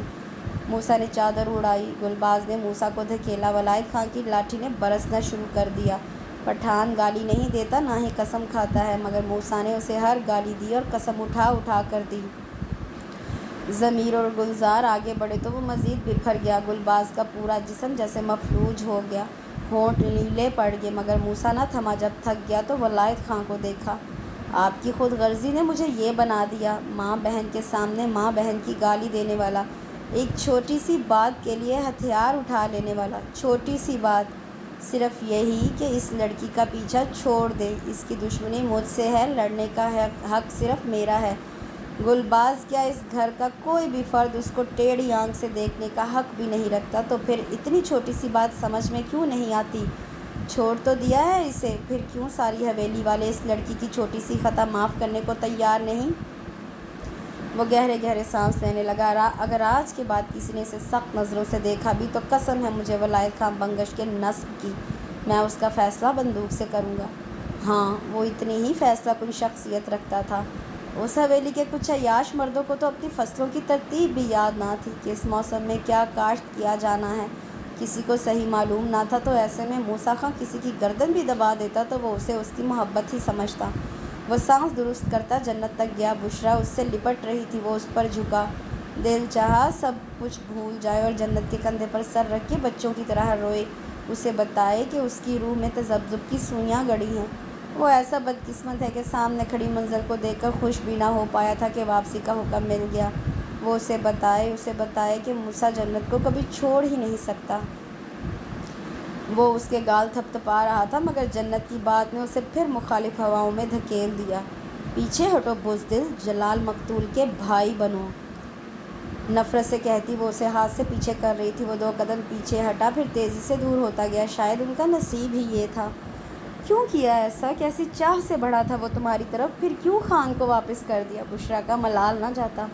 تو یہ کہہ سکتی ہے بشریٰ، کیونکہ تو نے صرف بٹا ہوا موسیٰ ہی دیکھا ہے، مکمل تو میں نے دیکھا ہے اسے۔ یہ صرف وقتی جذبہ تھا بشریٰ، کل کو اسے پھر سے جلال ظہیر خاں یاد آ جاتا اور پھر سے دور چلا جاتا، مگر پھر میں یہ سب برداشت نہ کر پاتی۔ ویسے بھی میں کیوں ایک بنی ہوئی لاش بن کر ساری عمر اسے پوچھتی رہوں، اور میں کیوں نہ اس وقت کا انتظار کروں جب وہ سچائی کو پا کر میری طرف بڑھے گا، جب 24 گاؤں دیکھیں کہ میں ہوں موسیٰ خاں کی سلطنت کی ملکہ۔ اتنے بڑے سنگھاسن کے لیے یہ قربانی تو بہت چھوٹی ہے، مکمل موسیٰ کو پانے کے لیے یہ آگ کا دریا تو بہت کمتر ہے۔ تم نے اسے مکمل نہیں دیکھا نا؟ اگلی صبح جب وہ معمول کے مطابق تندور میں اپلوں کو ترتیب دے رہی تھی، تب حویلی میں دبا دبا سا ہنگامہ اٹھا۔ مرد زور زور سے دروازے بند کرتے حویلی سے نکلے، عورتیں زنان خانے میں جمع چہمگوئیاں کرنے لگی۔ بشریٰ لپک جھپک تک اس تک پہنچی۔ وہ موسیٰ کہیں چلا گیا؟ جنت کے ہاتھ تھمے، مطلب تیوری پہ بل پڑے۔ مطلب جب کل ادھر سے گیا تو پتہ نہیں کہاں چلا گیا، رات بھی ڈھیرے پر نہیں آیا، صبح سے سارے کامیں ڈھونڈ ڈھونڈ کے تھک گئے۔ وہ سچ میں کہیں چلا گیا ہے؟ آ جائے گا، کل جو ہنگامہ ہوا ہے اس کے بعد سوچا ہوگا کچھ دن ان لوگوں کو شکل ہی نہ دیکھے، کچھ دنوں میں آ جائے گا۔ اتنی مطمئن نہ تھی جتنا وہ ظاہر کر رہی تھی۔ جنت کو سب کی نظریں چھیدتی محسوس ہو رہی تھی۔ نیلما سچ کہتی تھی، تیری محبت بڑی خود غرض ہے جنت۔ فاطمہ، تو نے ایک بار بھی نہیں سوچا کہ وہ کس قیامت کو پار کر کے تیرے تک آیا تھا کل شام کو؟ مگر تجھے کیا؟ تجھے تو وہ مکمل چاہیے۔ جنت نے بے یقینی سے بشریٰ کو دیکھا، جو احتیاط سے ایک قدم دھرتی برآمدے میں چلی گئی۔ اللہ کوئی راہ دکھا دے، وہ روشنی جو چھپی ہے اسے ظاہر کر دے، وہ دل سے دعا مانگتی رہی۔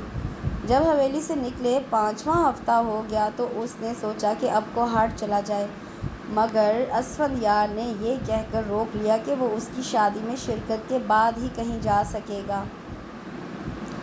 وہ رک گیا۔ ویسے بھی وہ کاہلی کو خود پر جی بھر کے طاری کرنا چاہتا تھا، شادی کے مخصوص ہنگامے بھی اس کے سوئے جذبات کو نہ جگا سکے۔ مہندی کی رات اس نے چودھری شیراز کو نشے میں دھت ڈھول کی تھاپ پر ڈولتے دیکھا تو اپنا وطن یاد آ گیا۔ چودھری شیراز تب تک ناچتا رہا جب تک گر نہ گیا۔ وہ دونوں ہاتھوں سے نوٹوں کی گڈیاں ہوا میں اچھالتا اور سر دائیں بائیں مستی سے ہلاتا۔ جب سب اپنے بستروں میں چلے گئے تو وہ ہولے ہولے چلتا چودھری شیراز تک گیا۔ بڑے پیسے والا ہو گیا ہے چودھری، لگتا ہے دبئی میں نوٹ چھاپنے کا کارخانہ لگایا تھا۔ اس کے قریب بیٹھ گیا، سر دیوار سے ٹکا لیا۔ او نہیں نہیں، کیڑا کارخانہ بادشاہو، یہ تو بس محمود اللہ چودھری کی بے وقوف اولاد کی نظر کرم ہے۔ وہ بہکی آواز میں بولا، چل تیرے تو عیش ہو گئے چودھری، ہے نا؟ او کتھے عیش بابو، عیش تے تب سی جب وہ کجری آنکھوں والی ملتی۔ آہا، کیا اکھ بنائی ہے رب نے سرما لگا کے۔ وہ سیدھا ہوا۔ چودھری شیراز واقعی ہی کچھ زیادہ ہی مست ہو گیا تھا۔ کی فائدہ ان خالی کاغذوں کا؟ ابا جی کو کہا بھی تھا، پر انہیں تو صرف زمینیں اور کالی بھوری نظر آ رہی تھی۔ بولے، ابھی تو یہ سنبھال، کل کو 2 اور مار کر خانوں کے یہ کڑی بھی اٹھا لیں گے۔ چلو جی۔ وہ اور بھی کچھ کہہ رہا تھا مگر موسیٰ وہیں اٹک گیا۔ قتل نہیں کیے میرے بھائیوں نے، ایک آواز گونجی۔ چودھریوں کو قتلوں کا کیا فائدہ ہوا؟ سوال اٹھا۔ ہم نے پانی نہ توڑا تھا، اس گل کا حلف بھی دے سکتے ہیں۔ موسیٰ نے گھومتے سر سے فیصلہ کن انداز میں چودھری شیراز کو دیکھا۔ خانوں کو جیسے کوئی سرے راہ لوٹ گیا۔ وہ یوں چپ ہوئے جیسے بھری چوپال میں کسی نے ان کے منہ پر تماچا دے مارا ہو۔ جنت ان کے تیوروں سے کچھ پریشان ہوئی، اس کے لوٹ آنے کی دعائیں مانگتی۔ اتنی بے رونق تو وہ ان کے ظلم سہ کے نہ ہوئی تھی جتنی وہ اس کے نظروں سے اوجھل ہو جانے پر ہوئی۔ دعائیں سانسوں کی صورت اس سے جڑ گئیں، سارے ہولے ہولے اسے ختم ہوتا دیکھتے حیران ہوتے۔ اس رات بے تحاشا بادل برسا، پانی نے سارا کوہر دھو دیا۔ وہ اپنے بستر میں دبکی کچی پکی نیند میں تھی جب اس کا پاؤں ہلایا گیا۔ وہ چونک کر اٹھی۔ جسے تو نے سرکنڈوں میں چھپتے دیکھا تھا وہ کون تھا؟ وہ پنجوں کے بل بیٹھا پوچھ رہا تھا۔ وہ جلدی سے دوپٹہ ڈھونڈنے لگی۔ کچھ پوچھا ہے؟ وہ عالم میں بے یقینی میں اسے دیکھ رہی تھی۔ کھانے کو کچھ لاؤں؟ جو پوچھا ہے وہ بتا دے بس۔ وہ تڑخا۔ کیا پوچھا تھا؟ بیوقوفی کی انتہا۔ ہمارا پانی کس نے توڑا تھا؟ اب کیا فائدہ، سب تباہی کی حد تک بدل گیا۔ وہ ڈہ جانے والے انداز میں زمین پر بیٹھا۔ خاموشی کے وقفے کے بعد خود ہی بولی۔ چودھری شہراز کو دیکھا تھا اس روز، پہچانا اس روز جب 2 قتل مزید ہو گئے اس دشمنی کے نام۔ مجھے مہلت ہی نہیں ملی، مہلت سے زیادہ اعتماد۔ سب گولیاں شمار کرتے رہے، اندھی دشمنی کو روز محشر تک طول دینے میں تیزی دکھاتے رہے۔ کھانا لاؤں؟ منہ سے گھور کر اٹھ گیا۔ جنت اطمینان سے لیٹ گئی۔ خوشیاں محدود بھی ہو جاتی ہیں، اطمینان کا معیار بھی بدل جاتا ہے۔ ہاں، شدید حالات سے 2-4 لوگوں کے لیے اکثر ایسا ہو جاتا ہے۔ اگلی صبح بشریٰ نے اسے جھنجھوڑا۔ موسیٰ تے ٹھیک ہے؟ ہڑبڑا کے بولی۔ ہاں وہ تے ٹھیک ہے، مگر چودھری شہراز قتل ہو گیا ہے گلباز دے ہتھوں۔ سارے رامپور کے سامنے لاش چودھری یعقوب کی حویلی میں پھینک کے آیا ہے گلباز۔ ارشاد کہہ رہی ہے جلال اور سرمد کے علاوہ نگینہ خاتون کا شوہر بھی اس نے قتل کیا، اور تو اور پانی بھی اس نے توڑا تھا۔ ہماری زمینوں پر قبضہ چاہتے تھے، جانتے جو تھے کہ 2 جوان ہیں ہماری نسل میں، خان مار دیں گے تو زمینیں خود بخود ان کو مل جائیں گی۔ وہ تے شکر ہے موسیٰ کے سامنے بک گیا نشے کی حالت وچ۔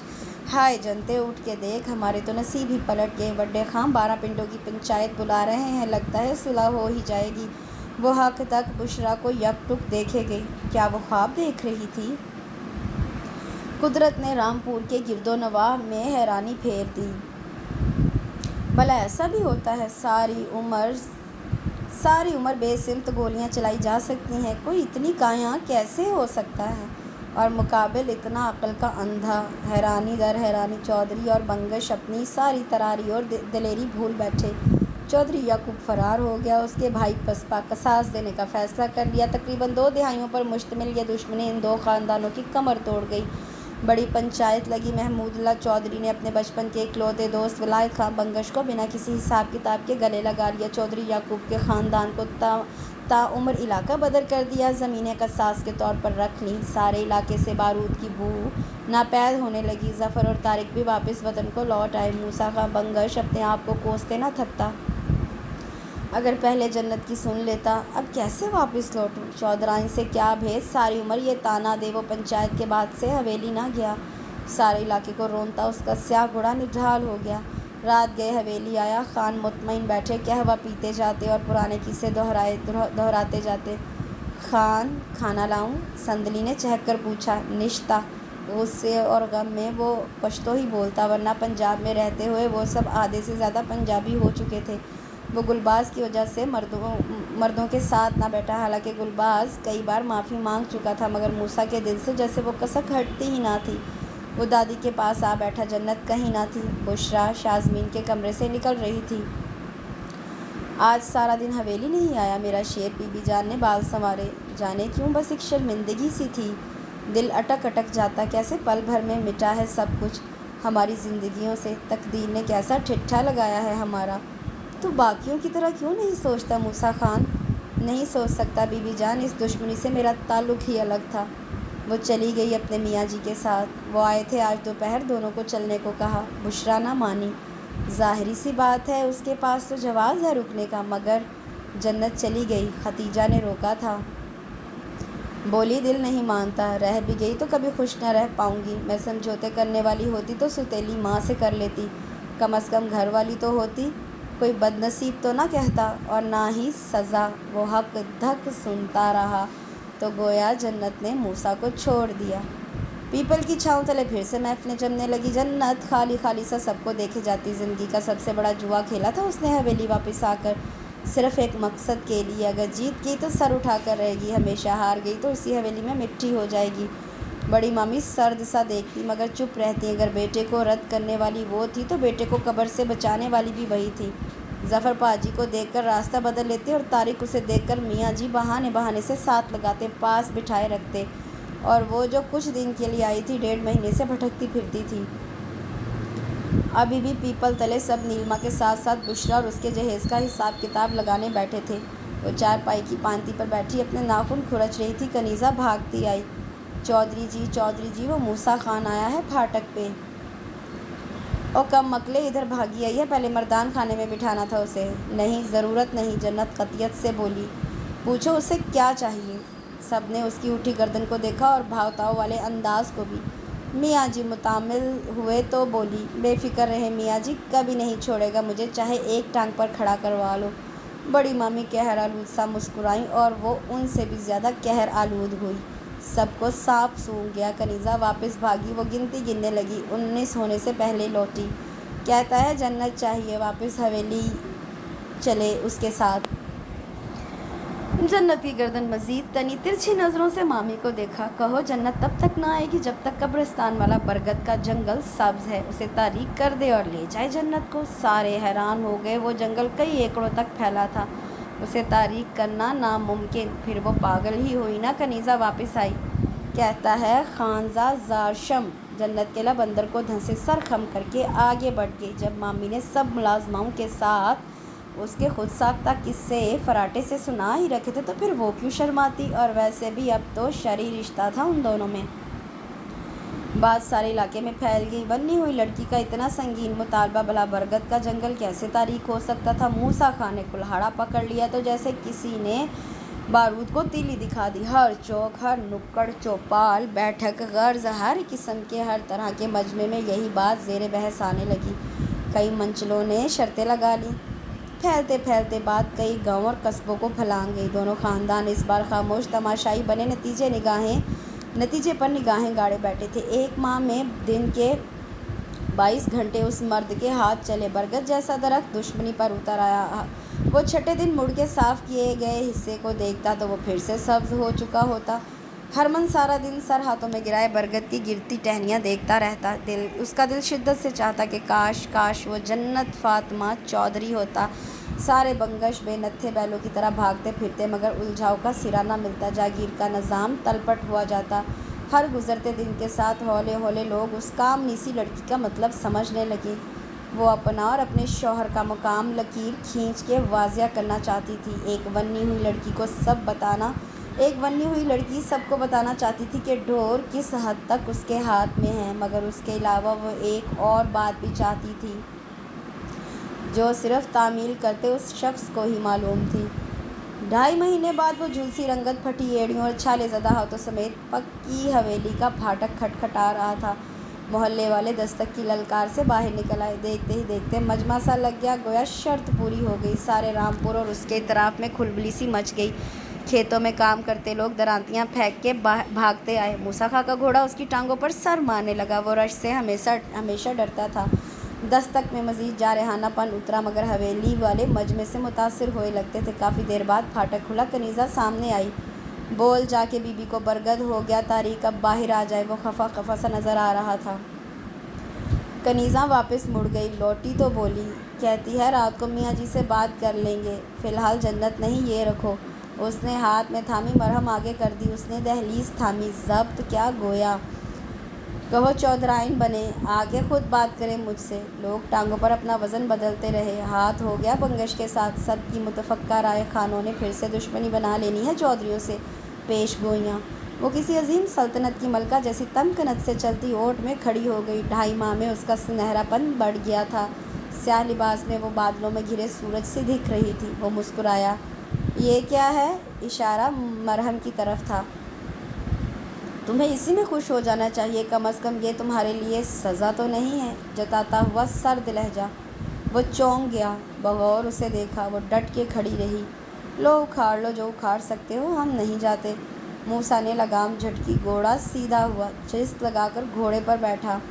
لوگوں میں مایوسی اتری۔ آہا، دیہاتیوں کی تفریح۔ اگلے ہی پل ہجوم میں دبی دبی پرجوش چیخیں بلند ہوئیں، کیونکہ وہ مغرور چودھرائن ہوا میں معلق گھوڑے کے ساتھ جا رہی تھی۔ اس کا دایاں بازو چھالے زدہ ہاتھوں میں تھا اور وہ بھاگتے گھوڑے کے سموں سے اٹھتے خوفناک گرد میں منہ دیے چیخ رہی تھی۔ ہجوم نے خوشی سے تالیاں پیٹی اور خبر تھامے مختلف سمتوں کو بڑھ گئے۔ نہر کے سنگ چلتی آم کے درختوں میں گھری سڑک پر خاموشی چھائی ہوئی تھی۔ گھوڑے کے قدموں میں لگامیں کھینچ کر سستی لائی گئی، پھر ہاتھ میں موجود سنہری گڑیا کو سامنے بٹھایا گیا۔ اللہ کرے تو رنڈوا ہو جائے موسیٰ خان، وہ تڑک تڑک جاتی۔ سامنے بیٹھا کہکا لگاتا مرد زندگی سے بھی پیارا نہ ہوتا تو یقیناً نہر میں کود کر مرنے کی کوشش بھی کی جاتی۔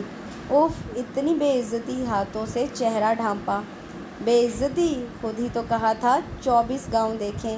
ہاں تے وہ تو میں نے جنج لانے کو کہا تھا۔ آنکھیں پانیوں سے بھر گئیں۔ وہ تو سب کرتے ہیں، مطلب جنج تے نائی کی بیٹی کی بھی آتی ہے، اس میں نیا تو کچھ نہ تھا۔ پھر شرط بھی تو ظالمانہ تھی، بس ذرا دماغ گھوم گیا پٹھان کا۔ وہ مطمئن ہی تھا۔ تو جانتا ہے وہ شرط کیوں رکھی؟ آنکھیں باقاعدہ برسنے لگی۔ وہ ڈھیلا پڑ گیا، سخت تکلیف دیتے ہاتھوں سے اس کے ہاتھ تھامے۔ گھوڑا چہل قدمی کے انداز میں ہولے ہولے چلتا۔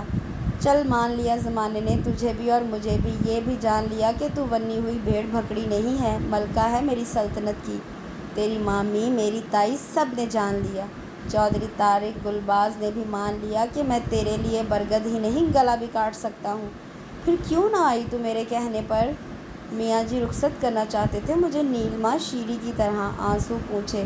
تو ہونا چاہتی تھی؟ وہ یکٹک اسے دیکھے گئی۔ تجھے نہیں لگتا میری گردن کی اکڑ نکل جاتی ہے اس حویلی میں؟ اور تجھے یہ کیوں لگا کہ میں تجھے وہاں لے کے جاؤں گا؟ اب مزید نہیں جنت، میں صرف زندہ نہیں رہنا چاہتا، میں جینا بھی چاہتا ہوں۔ ہم کو ہاٹ ہی جائیں گے، مورے چلی گئی شمائل بھی، اب ہم جائیں گے۔ وہ لگام تھامنے لگا۔ جنت رک گئی، ہاتھ سامنے کیے۔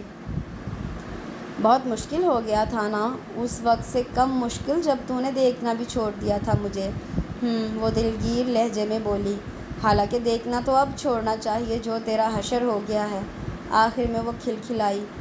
موسیٰ نے غصہ ضبط کرتے ہوئے گھوڑے کو ایڑ لگائی اور اسے بازوؤں سے پکڑ کر لٹکا دیا۔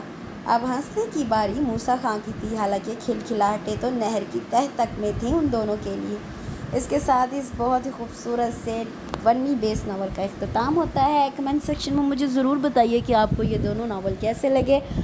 آپ کے کمنٹس کا مجھے انتظار رہے گا، ڈھیروں ڈھیر کمنٹس کریے گا، انشاءاللہ میں جواب ضرور دوں گی۔ اپنا بہت سا خیال رکھیں اور دعاؤں میں یاد رکھیں۔ کل انشاءاللہ ایک نئے ناول کے ساتھ حاضر ہوں گی۔ اللہ حافظ۔